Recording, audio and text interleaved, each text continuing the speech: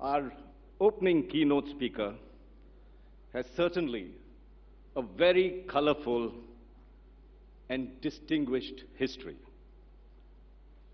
He is an Etonian, a former, you don't remember that, a former president of the Oxford Union, a historian, an editor, a television sensation, a member of parliament. He was twice mayor of London. He is a former foreign secretary, and now, may I say, sir, a potential prime minister? He is a passionate Brexiteer.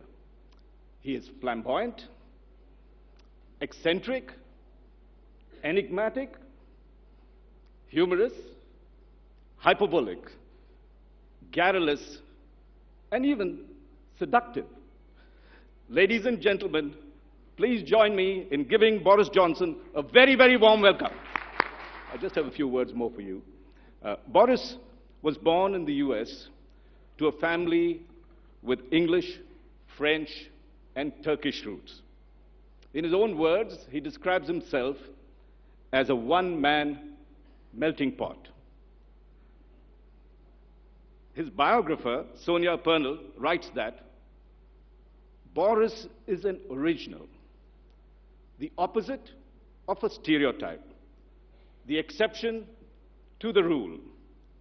He is the antithesis of an airbrushed pin-up. But today you look a little airbrushed, Boris. Boris is a man of many contradictions.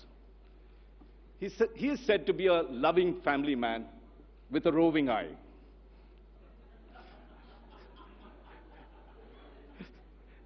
About his values and beliefs, Boris himself says, I'm a free marketeer, tolerant, libertarian, anti-regulation, pro-immigrant, pro-alcohol, pro-hunting, pro-cycling, pro-motorist, and pro-standing on your own feet. President Trump and Boris have much in common, apart from the color of the hair and the conversations that surround it. From their isolationist nationalism to their talent of brazening out gaffes and converting them into political successes.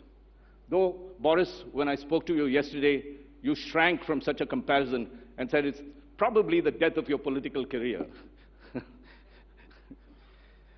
With the United Kingdom seemingly at war with itself over Brexit, Boris sits at the heart of its biggest fight.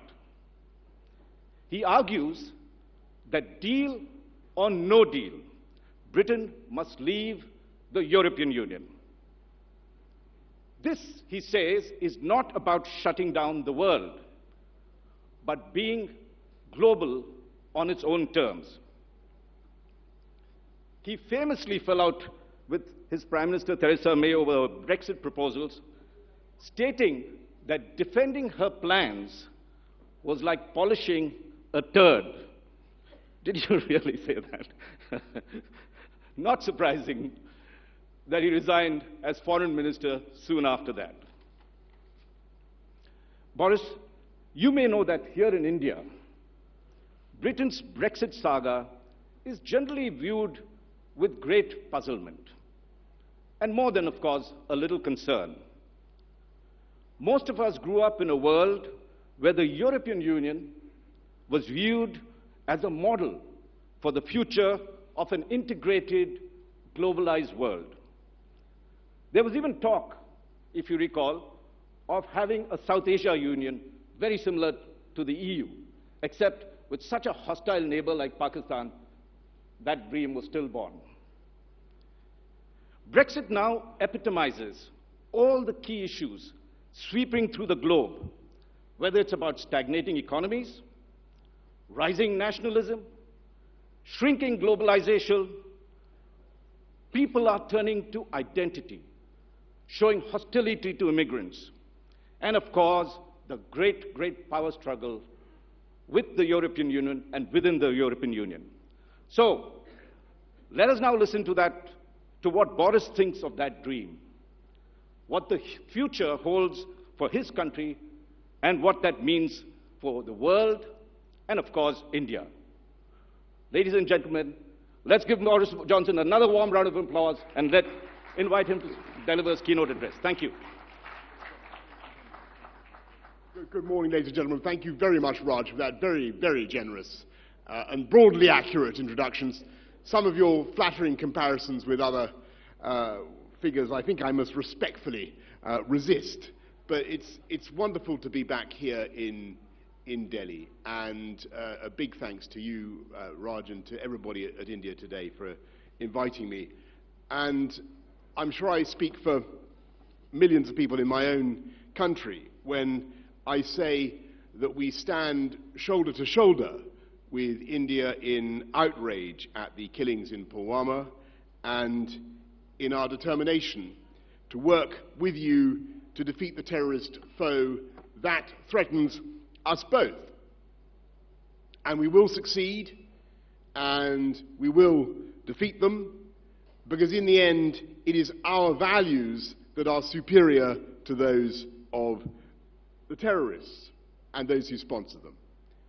Now, Narendra Modi speaks of a living bridge that unites the UK and India, and of all the traffic flowing across that bridge, people, language, culture, sport, it is our common values that are the most extraordinary. A joint belief in freedom and tolerance and the rule of law, and above all in democracy. And that means we share, UK and India, a belief in the identical power that is given to every voter in the land, rich or poor, a power that compensates the electorate for all the misery and incompetence that they have to endure at the hands of politicians. And that is the pleasure at the end of the electoral cycle of kicking the bastards out. A sensation that I know the Indian people have come to relish and to cherish. And I want to speak about democracy now and that vital electoral prerogative to appoint and remove the people who make the laws. Because listening to Raj and what he had to say about Britain and the European Union, I feel that my mission to India this morning has come in the nick of time. It is not a moment too soon to explain to this audience what is going on in the UK, because if I read the coverage in the overseas press about Brexit, I'm worried that we are in danger of a serious misunderstanding. There are people who seem to think that Brexit is fundamentally some nationalistic, xenophobic, and reactionary phenomenon. Over and over again, I read sloppy identifications between Brexit and Trump, Brexit and Putin, Brexit and the Gilets jaunes in France, Brexit and the anti-vaccination brigade, Brexit and the Flat Earth Society, you name it. It's time this nonsense came to an end, and we had some analysis rather than analogy. As Raj has said, I campaigned for Brexit, and I don't want to pull up any drawbridge. I'm not remotely hostile to foreigners, and as you heard in the introduction, my own ancestry is a kind of UN peacekeeping force. I'm like the honey in Waitrose. I'm the product of many countries. When you look at my own antecedents, the idea that I would be hostile to immigration is absurd. And for 8 years, I was the proud mayor of the most diverse city on earth, with 300 languages, more than are spoken, I think, even in New York. We had, at one stage, more Michelin-starred restaurants in London than they had in Paris, a statistic that so shocked the French that they went around in a kind of North Korean way handing out Michelin stars until they'd overhauled us. At one stage, we had more American banks incorporated in London than they have in New York, and more Chinese students in London than any city in the world outside China, where obviously they have a lot of Chinese students. And so my objection to the EU was not that it is run by foreigners. The problem is that we don't really know who is running it. They have 5 presidents: President Juncker, President Tusk, President Tajani, a couple of others. And now look, I notice you're laughing there, but I consider myself pretty well informed. I couldn't tell you who they are, or what they do, or how they came by their jobs, or how they may be removed from office. I have no idea how to kick those particular bastards out. Not that I'm saying they're bastards.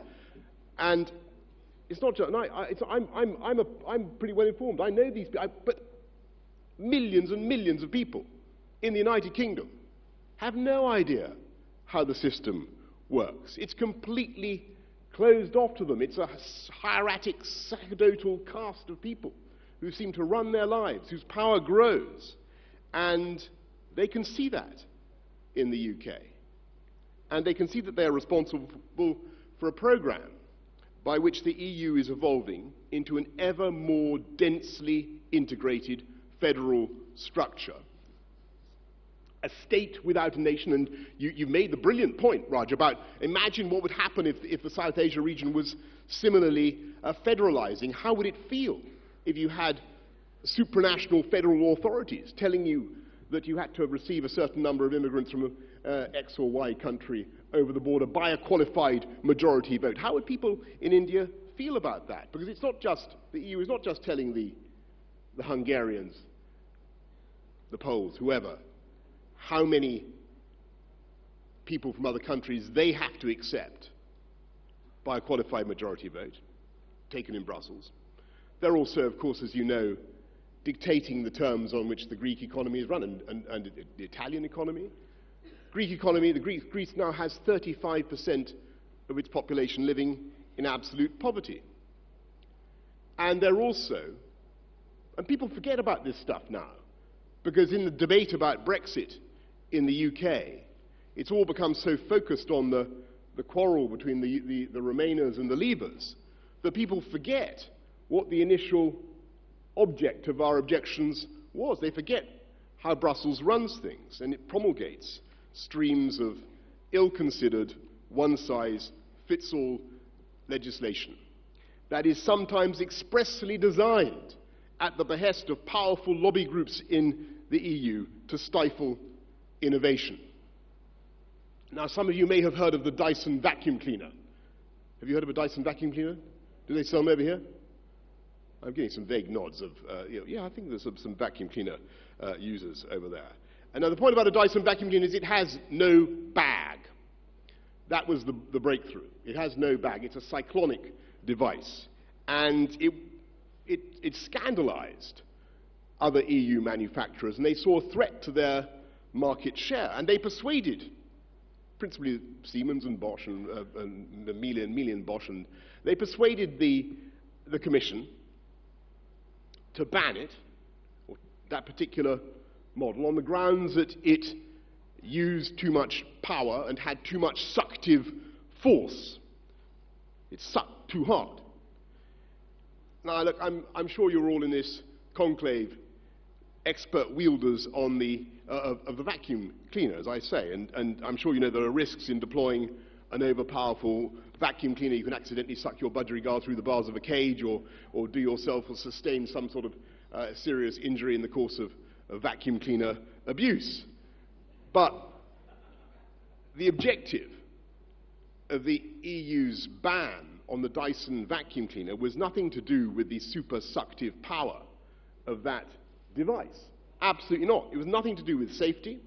It wasn't even really about energy consumption, which was the ostensible justification for their intervention. Their real objective, at the behest, as I say, of Miele and Bosch and other manufacturers, was to stifle competition and to stifle innovation. And quite frankly, the EU can ill afford to stifle competition. It is a zone of low growth by comparison with much of the rest of the world. It has high unemployment, especially high youth unemployment. The proportion of patents registered in the EU worldwide has fallen by about 10% in the last 10 years. Look at the growth industries of the future: tech, bioscience, AI. There's actually only one region that can rival Boston Cambridge or Silicon Valley, and that's the triangle between London and Oxford and Cambridge. And I think one of the advantages of Brexit, as we look to the future, is that in all those growth industries, the UK should be able to do things differently and do things better. And when we come to this problem of ill-thought-out regulation, the problem is not just economic, of course. It's political, in the sense that we have no democratic control over this superstate. The Euro Parliament is barely understood. No one knows the names of their Euro MP. And the sad thing was, for those who hoped that the UK could change the EU from within and reform Brussels, by 2016 the number of Brits in the Commission, the European Commission that runs the thing, had declined so steeply that we had only 3.6% of the bureaucrats, in spite of comprising 12% of the population and almost 20% of EU GDP. So that was why, when it came to that choice in 2016, we had, as the title of this conclave I think is, we had a hard choice. We had a hard choice. We could continue. We could continue to suck it up, as they say. We could continue like the Brussels-controlled Dyson vacuum cleaner. We could continue to suck it up and go on with a system that was becoming less and less democratic, less and less suited to the needs of the UK. We could continue to protest about plans for a Euro army or more Euro taxation, both of which are now happening, incidentally. We could go on being the naughty kid in the class, or else we could politely and respectfully choose a different future. And so when I thought about it myself, I could see two big questions that I had to answer. And I had to answer them positively. I'd say yes. If I could responsibly vote leave, we had to be sure that the EU would be all right and that Britain would be all right. And on the first point, I could see an argument that Britain actually has a duty to be an integral part of whatever is going on in Brussels, and that our friends would need us to stick up for our Anglo-Saxon way of free trade and free markets. And given the tragic history of Europe in the last 100 years, when Britain has twice had to come to the aid of our European friends, you could perhaps argue that Britain had a duty to subordinate its own democratic imperatives to the wider needs of the EU. And there should perhaps be an element of noble self-sacrifice in the decision. And after a few moments' reflection, I could see what absolute nonsense that was. We would continue, whatever happened, to be the second biggest military contributor to NATO. We would continue to have the most powerful and sophisticated security and intelligence services in Europe. We would continue to put all this at the disposal of our friends. We would no longer be in the body of the European cathedral, but we would be supportive from outside, a flying buttress, as I explained it to my friends in the European Council of Foreign Ministers. And they got it, they liked that. Actually, the French thought I was saying a flying bucket for some reason, which caused some consternation. But once they understood it and it was properly translated, they liked that idea. And when it came to making arguments for free trade or free markets, we might paradoxically be more persuasive by being outside than in, offering the EU the sobering prospect of a different model on their doorstep. And as for the other big question for me, could the UK survive outside? Well, of course, the British people were told that it was going to be an absolute disaster, and there were economists, you may even hear from them later on today, who said that if the UK was so temerarious as to vote to leave, then unemployment would rise by 500,000 and there would be an immediate recession and a punishment budget and a plague of frogs and a rain of blood, and the sheeted ghosts would quake and gibber in the streets. And that effort, which was called Project Fear, is to some extent still going on. And that was the dilemma that people faced in 2016. in the June of 2016. To stay in something that wasn't working for us, continue to be mindless votaries of this anti-democratic, over-legislating, job-destroying machine, or to have the courage to leave.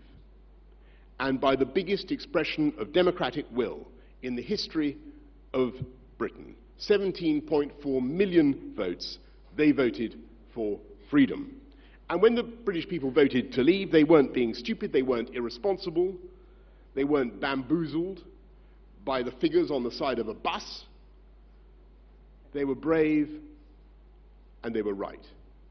And the world did not come to an end, and far from it. It's Germany that's now growing more slowly than the UK. Far from losing 500,000 jobs, the UK has acquired 800,000 jobs. Employment is at a record high. Unemployment is at a record low. And every time, my friends from the India Today Conclave, because I know you're all reading this stuff, you're all reading the international media, every time you read some negative story in the UK media, in some reputable liberal paper or magazine, remember the desperate confirmation bias of those who prophesied disaster, many of them still in the upper reaches of the UK government. They're like the people who said that Columbus would sail off the edge of the world, or that the human body would disintegrate if it traveled at more than 100 miles an hour, or that the millennium bug would cause planes to fall from the sky. And instead of listening to these chicken lickings, look at where the money is actually going. Like the 740 billion pound Norwegian sovereign wealth fund, the biggest in the world, that yesterday announced it was increasing its already sizable exposure to UK companies, property and bonds, on the grounds that the UK economy would be even stronger after Brexit. And that's why I think we would be so mad in the UK not to take full advantage now of Brexit, and not to seize the economic freedoms that by leaving we should obtain. And I worry now that we're in danger of throwing those advantages away. And that's why now we've got to bust loose of the corsets of Brussels, we've got to cut the apron strings, and if we stay, as is proposed by the present withdrawal agreement that's before Parliament, if we stay effectively in the customs union and in the single market, or in a high state of regulatory alignment with a lot of the single market, then we'll not only be a vassal state of the EU, a satellite controlled by the tractor beam of Brussels, we will be prevented from doing a genuine free trade deal with India. And look at the current state of our trading relations. We have absurd tariffs. You have absurd tariffs, if I may be so bold as to say, on Scotch whisky. Currently running at, I think, between 113 and 150%. Brutally depriving the people of India of black label at the right price. How can you put up with it? I urge you, India Today Conclave, rise up. If you do nothing else, rise up and throw off this unnecessary burden placed on you and your merriment by your government. And we, symmetrically, I'm afraid we are not innocent. We symmetrically put tariffs on Indian apparel, Indian agricultural produce. How senseless is that? And there are many other barriers to trade. I'm delighted to see my old friend, the UK High Commissioner, Dominic Asquith, here in the EU. He can storm the stage and complete this speech if need be. But it is true that there are plenty of other barriers to trade between our countries, whether it's in the legal profession or to multi-brand supermarkets, whatever it happens to be. There are things that we now need to sort out. And if we did that free trade deal, as now, theoretically, on the point of leaving the EU, we should be about to do, it's estimated that trade between the UK and India would soar by £2.1 billion, or 26%. And that living bridge between our countries would thrum and roar ever more actively. And it's already humming with goods and people and services and capital, whizzing backwards and forwards between the UK and India, that sometimes it's impossible to tell whether something is actually Indian or British. when I last came here, I had the privilege of riding one of these amazing Royal Enfield motorbikes. I drove around, I think it was Carn Market.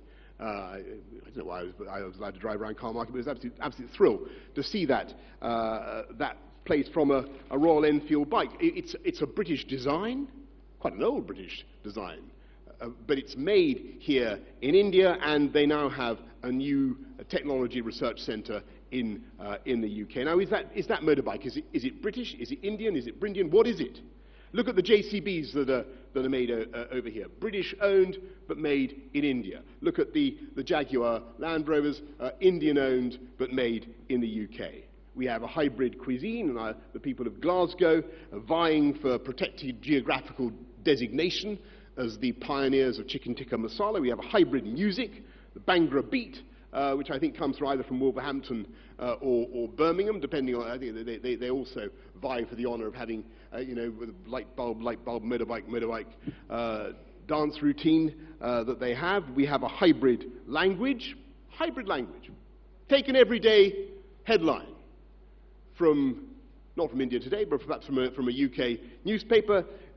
EU juggernaut loots cash from Blighty.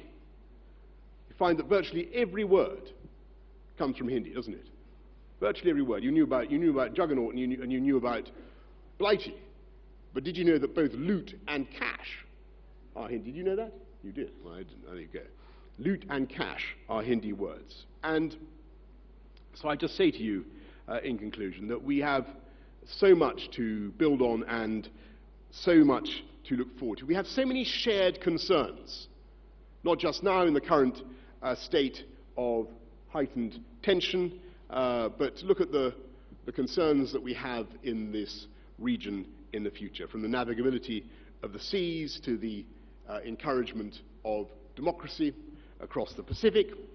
And by the way, if you want proof that Brexit is a project devoted to openness and internationalism, look at the embassies we are opening now. The UK is opening across the Asia-Pacific region. Look at the plans to deploy carriers to this area. Look at, by the way, something that I know is of importance to many of you. Look at the latest visa figures from the UK, of immigration to the UK. There were 583,000, and I know that Dominic will be particularly thrilled that I'm ending on this point. There were 583,000 visas issued to people from India to the UK last year, which is 10% up on the previous year, which was in turn 10% up on the year before that. There were more Tier 2 visas issued to Indians than to the rest of the world combined. And so don't listen just to what we say about Brexit and openness. Look at what we are doing. And I know that India is the great rising power of Asia.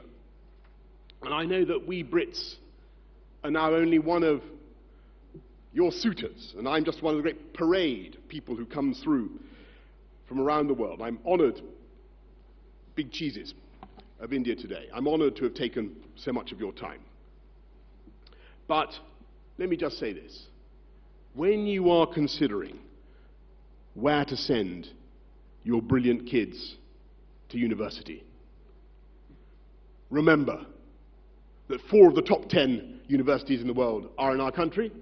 The 1 in 7 of all the kings, queens, presidents and prime ministers in the world were educated in the UK. And that 1 Cambridge college has more Nobel Prizes than Russia and China combined. A fact that, as Foreign Secretary, I did not hesitate to point out. Though whether I said it in Russia and China, I can't remember. When you're thinking about where to make your movie, remember that London is the second biggest the biggest capital of Bollywood outside this country. And when you're thinking of investing in the UK, remember the time zone. Remember the language. Remember the deep historic links between our countries, the rule of law. And remember also that it rains more in Rome than it does in London. And when you're wondering about the real meaning of Brexit, and as Metternich said of Talleyrand. What did the British people mean by that when they voted leave? I am here to tell you, as one of the many authors of that movement, that we intended that we should be more open, more outward-looking, and more engaged with the world than ever before, and above all, that means being engaged with India. So thank you very much for your kind attention this morning. Thank you. Thank you, Boris, for that very forceful presentation. But I'm not going to ask you immediately about Brexit. I'm going to ask you a personal question. When I met you yesterday, I was a bit surprised. You didn't fit the picture. The disheveled look was gone. You lost weight. What's this about this image makeover? No. Sorry. Thank you. Now I can explain that. I can explain that very simply, Raj. We have a wonderful system in the House of Commons. There's a barber downstairs they're called Tamara and Kelly, and I just went down and Tamara said, "Do you mind if I use the shears?" And I was thinking about something completely different at the time. I said, "Go ahead, do whatever you want." And so, but the advantage of this is it will last a long time. It'll correct itself. Yeah, that's true. And the weight, you've been working on biking a lot, or what's? Well, I'm afraid I'm still not far shy of 100 kilos. So you're very kind, but I've got a long way to go. The secret is, I do a lot of cycling, and I thoroughly recommend it. Cycling in London, by the way, is very, very safe, and I commend it. And this is not because you're fighting a losing battle, maybe in some senses, the way Brexit is going, the way the British Parliament is rejecting every offer that Theresa May comes up with. Well, no, I don't think I am fighting a losing battle on that front. I think there's a very big struggle going on over what Brexit really means. And if you listen carefully, and people were really listening carefully just now, I was so honoured by the attention that was being paid to what I had to say. If you look at the debate, you either stay locked in the EU system, locked in the customs union and the single market, or you really come out. And at the moment, Britain is a bit, the Treasury, the whole system, they're too nervous of really taking the leap. And unless you do that, unless you become a country that's able to control its tariffs, that's able to control its regulation, you can't take advantage of Brexit. And sincerely, you might as well be in. I mean, unless you actually have the regulatory freedom to make your vacuum cleaners differently, to think about the development of bioscience and artificial intelligence and all the areas in which the UK might want to diverge in the future from Brussels. Unless you have that freedom, then, stay in. I don't think that the UK is going to stay in, nor do I think the UK should stay in. There's no way. I mean, I know a lot of people ask me, are we going to walk this thing back? Are we going to... Yes, I mean, are you going to have a second referendum? Is that on? And why not? I don't think so. I don't think that is possible. I think that the anger in the population would be so intense. And the tedium. I mean, people would be driven absolutely round the bend by the idea of having to vote on this thing again. It was a very acrimonious, a very divisive campaign. And I think you would find that a lot of people felt they'd made the decision, and I must respectfully say to all the people who want what they call a people's vote, as though the last vote was conducted by the animal kingdom or something. All the people who want a people's vote, the people are not fools. They voted leave. They want to be heard. And if we really, really consult them again, I think they will simply return the same result. What we need to do now is deliver Brexit and deliver a positive agenda, and we can. But the clock is ticking. Would you favour no deal at all? Well, you've got to be careful about what you mean by no deal.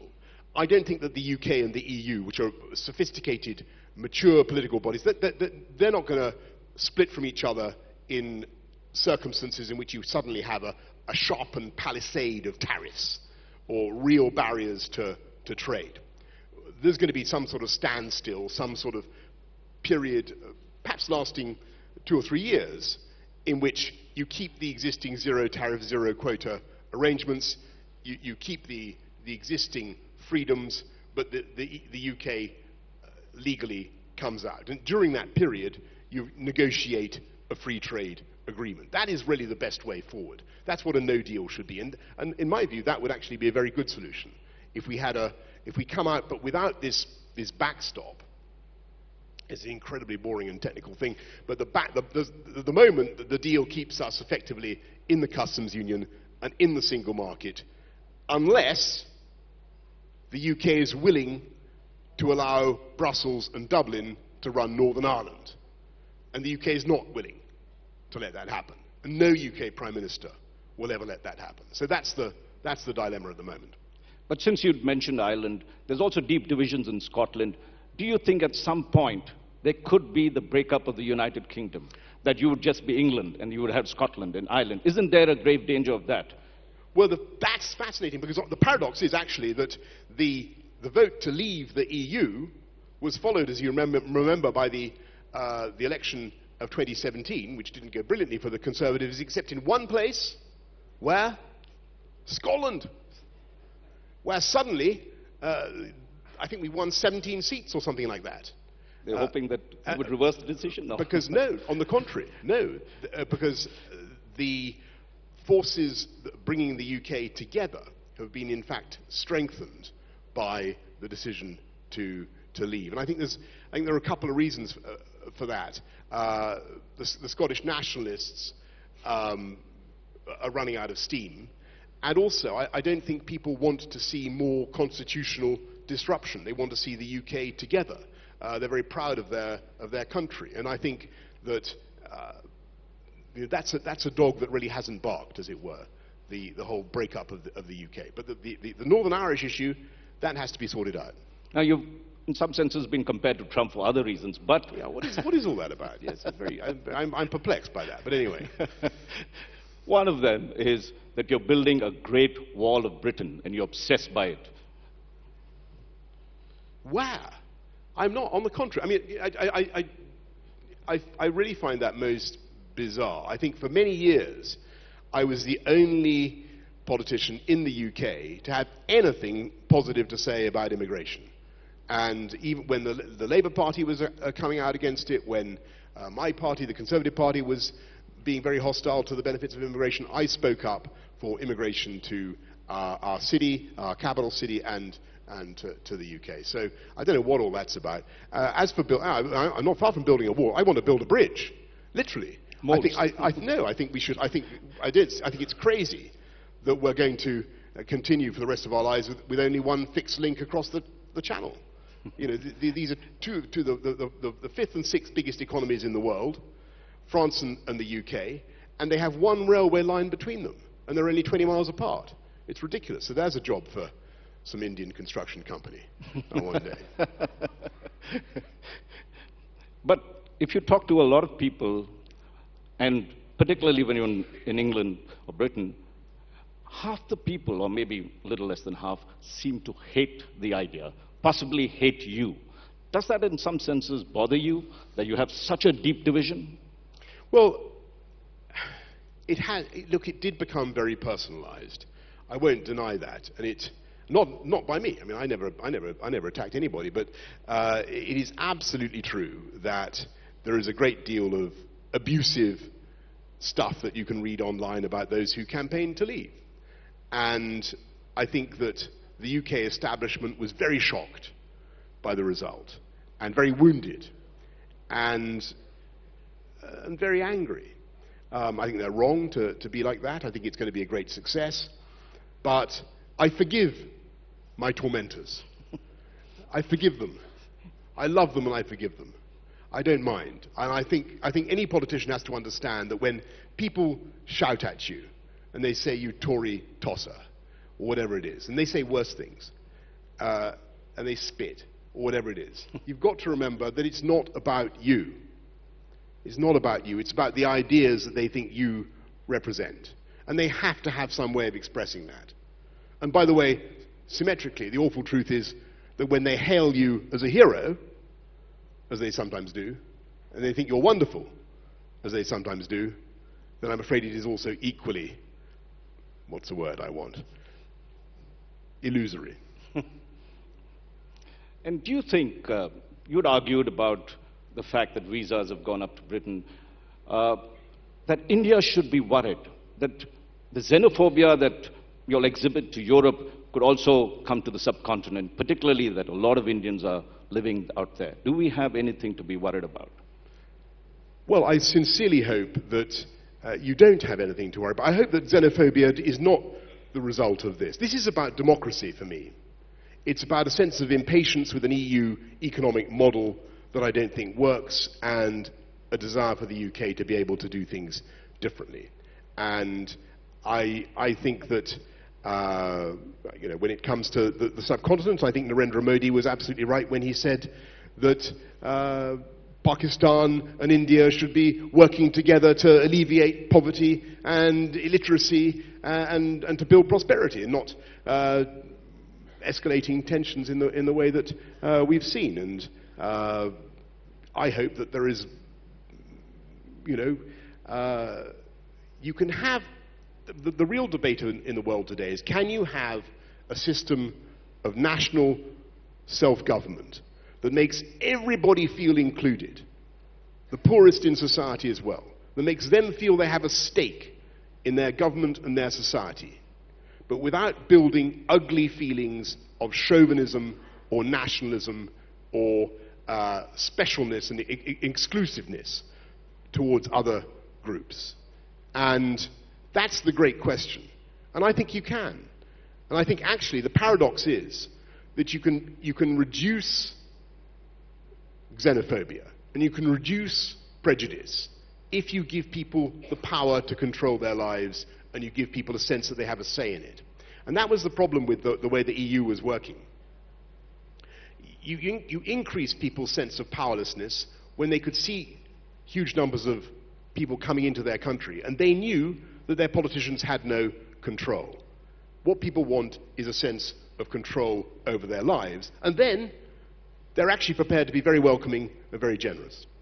You mentioned India and Pakistan and the tensions. We regard, and the world now regards, Pakistan as the epicenter of terror and terrorism. What would you do, and what would you advise your government to do to ensure that Pakistan in some senses, corrects its ways? Well, Raj, as you know, this is a problem that bedevils all the region, and indeed it's something that really we think about a lot in the UK government. We have, as you know, we have a very important relationship with Pakistan, but there is no doubt that the deep state in Pakistan is responsible for, or has been responsible chronically for association with sponsorship of terrorist groups. That is a problem that we address through, as you know, through the Financial Action Task Force, through blacklisting, through grey listing. We put a huge amount of pressure on Pakistan. I would say, now that I'm out of office, one reflection I do have is that perhaps more could be done through we make very substantial aid contributions to Pakistan, and quite rightly. We do fantastic things educating girls in the Punjab and all that, but I think it's something like £300 million a year. We could consider putting even more pressure through our aid budget on Pakistan. I happen to think that Imran Khan, as far as I understand matters, Imran Khan behaved sensibly and prudently in deciding to release the pilot, and I think that was a good move. But he clearly faces a very, very difficult situation, and I think all of us who worry about what is going on there have got a real duty to support the civilian side of government in Pakistan against the military and the deep state elements, and to clear up what is a chronic and a very difficult problem, not just for this area, but for us in the UK as well. You've met Prime Minister Modi. What is your impression of him? And he's a firecracker. I mean, he came to, I formed a very, very positive impression of him. He came to London, he came to see me when I was mayor, and I have no idea why, but it was fantastic. And we went down to Tower Bridge, and he made this fantastic sort of impromptu speech outside City Hall, and then he went and had a rally in Wembley. And I knew then we were dealing with an absolute political phenomenon, because he got huge numbers of people. We're being told to shut up. He got huge numbers of people to support him in Wembley. What's going to happen? What's going to happen in the election, Raj? You tell me. That's a guess that everybody would want to take here. But I've got a final question, because I see Avantika here. Would you like to be Prime Minister of Britain? Thankfully, there is no vacancy for that office.